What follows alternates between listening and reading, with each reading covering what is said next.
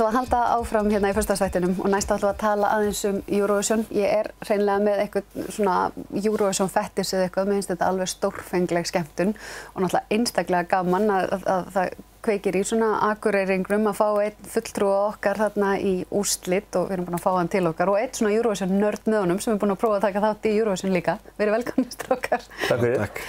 Rúnar, hvernig að taka þátt í Eurovision? Þetta bara rosa skemmtilegt sko. Þetta bara ótrúlega mikið fjör og líf sko. En þetta alltaf mikil viðvera. Ég búin að vera alltaf bara meira og minni í Reykjavík núna í 1,5 mánuði. Hvernig virkar lífið þar? Í Reykjavík? Já. Það svolítið hratt bara. Já. Þetta svona, allir að flýta sér en enginn kemst hraðar en 5 km hraða á rush hour í Reykjavík sko. Já, meinar. Og hvernig fyrir þig? Ertu með, þú veist, aðstöðu til þess að geta verið þarna í borginni? Já, ég er með sófa þarna á nokkrum stöðum sem við svona deili. Ég er búin að vera mikið á bróður konunnar og svo hjá Hreim félagi mínum.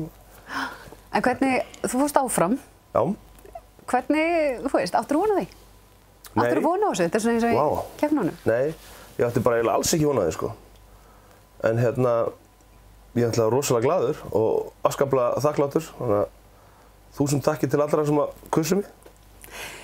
Sumi, þú varst í Eurovision og nú ert þú ert með þetta í baksýnisspeglinum og meðan hann er einhvern veginn í miðri hringiðinni. Já, já. Hvernig, þegar þú rifjar þetta upp svona tilbaka, hvernig er þetta?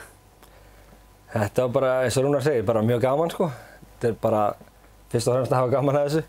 Við náttúrulega gerum okkur enga vonur að fara neitt lengra en bara fyrsta kvöldið þannig sem við fórum í en við fórum upp úr því eins og Rúnar gerði í úrslitakvöldi og það var bara mjög skemmtilegt sko.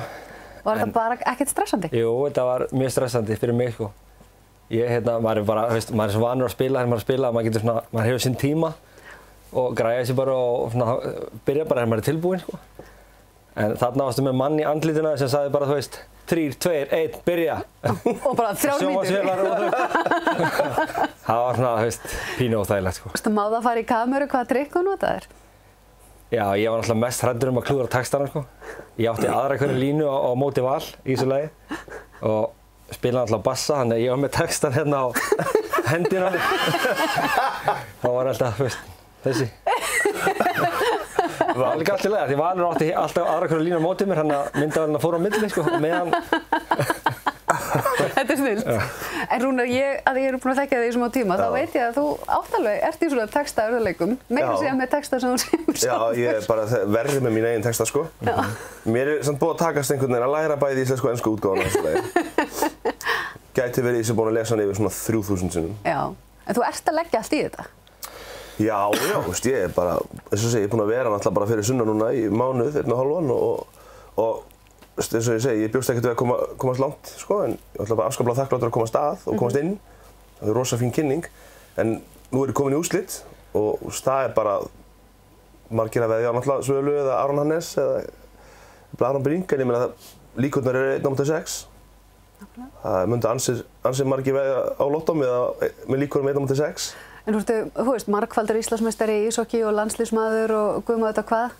Það tekur alveg keppnisskapið að því maður sér að þetta er ekkert eitthvað svona, já, ég er nú bara svona að svinga með, þú ert bara að gera þetta. Já, en ég svo sem var rosa rólegur, sko, þannig að ég hefði ekkert verið svektur þó ekki komist áfram, sko. Ég var alltaf brjálaður ef ég vinnið ekki. Nei, alls ekki, en hérna, jú, auðvitað keppnisskap í mér, sko. En þetta er einhvern veginn alltaf öðruvísi, sko. Er ekki mikilvægt að hafa þessa reynslubolta með þér þarna? Jú, þú veist, það er alltaf bara frábært, sko. Ég er alltaf ekki það sjálfur er með alveg hellingsreynslu á því að koma fram þó ég svo sem hef ekki verið með í Eurovision. Ég er alltaf búin að spila veist, allt frá giggum fyrir 7 manns á einhverjum skítugum pub í Manitoba í Kanada eða hérna heima upp í það að spila fyrir 20.000 manns sko. Ég er búin að spila alls konar gigg, ég er búin að spila í beinni útsendingu í íslenska sjónvarpinu, danska sjónvarpinu og veist, hef verið svona hér og þar sko. Já, þannig að þú ert engin nýgræðingur í þessu? Nei, ekki þannig séð sko, þannig að ég er alveg laus við stress sko og svoleiðis. En það er ofboðslegur fengur að hafa fengið þessar bakrætti með mér sko. Þau eru náttúrulega bara... Telur þetta skipti máli að hafa þessa reynslu á því að koma fram? Já, ég held það. Þú veist, maður sér það bara á tónleikum og svona sem ferð á að þú veist, þeir sem hafa komið mikið fram og svona það skila sér allt miklu betur til þín heldur en kannski ef þú ferð á til dæmis framhaldsskóla söngvakeppni sem að það sem fólk ekki vant í að koma fram og svona. Það sem að reynslan ekki. Já, þetta skiptir þetta allt máli. En Rúnar, líkt aðeins undan, hvernig spáir þessu? Ertu farin að... Sko, það má ekki gleyma áhrifum svona landsbyggðarnar í þessu líka. Hann svona okkar, keppandi í kemur þessi sko. Já, ég meina, hvað eigum við að taka þetta á landsbyggðinni? Ég meina, atkvæðin sem við fengum voru það bil íbúafjöldi Akureyrar. Já. Það bara nákvæmlega þannig. Þannig að það var enginn að fíla ykkur utan Akureyrar? Nei. Þannig að það er það sem þú ert að segja við Rúnar að basically að þetta er Akureyrar. Nei, í svona þá bara stendur fólk saman og svona sko, og lagið er gott, þannig að atriðið er flott, hann á alveg bara jafn mikla möguleika og hver annar. Og þú veist, bara hvert atkvæði skiptir máli. Varstu ánægð með það? Þegar sástu heima, varstu með familjíuna að horfa á þetta? Já, ég var mjög ánægð með Rúnar. Þetta var bara kom mér skemmtilega óvart, sko. Við erum nefnilega, nú erum við svona landsbyggðarstöðinni og þá mögulega einhver eftir að gubba upp í sig að við séum að það er okkar maður. En þetta er svona svolítið eins og á landsbyggðinni, svona svolítið eins og þegar kemur síðan að Íslandi, það er okkar maður að keppa á skíðum eða eitthvað. Þú veist, þetta er ekkert svona, finnurðu fyrir þessu?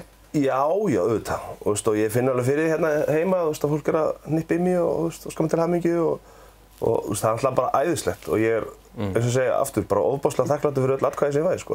En hvað sagði börnin þín? Má ég spyrja? Þau voru þarna í salnum, sagði ég? Já, þau eru frekar spennt.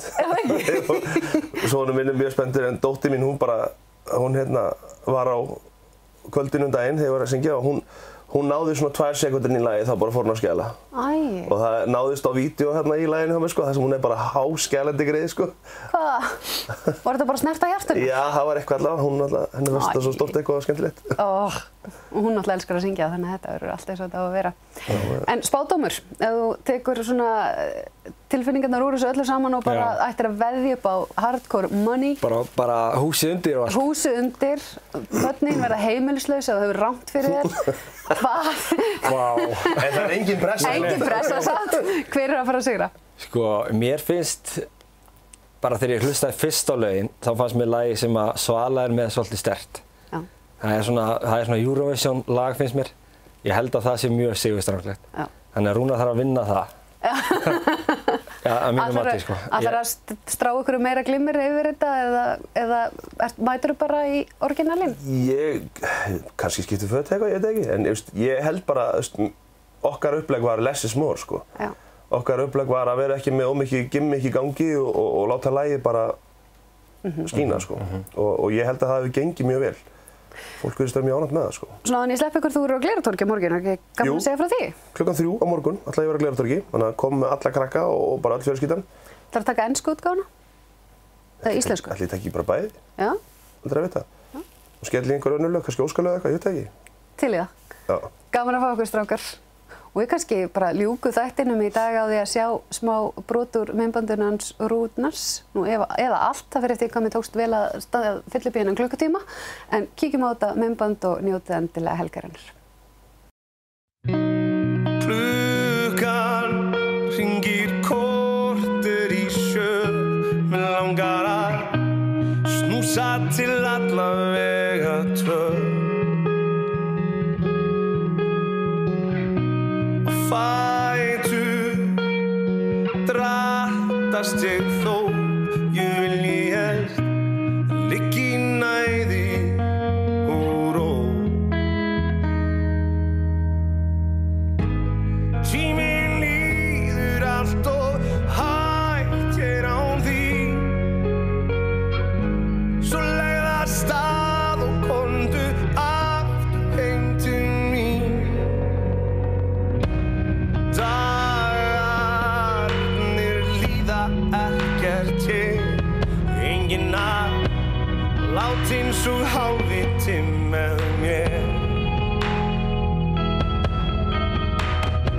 Og kvöldin svo lítlaus og leið, hvernig væri að hoppa upp í bíl og keyra heim.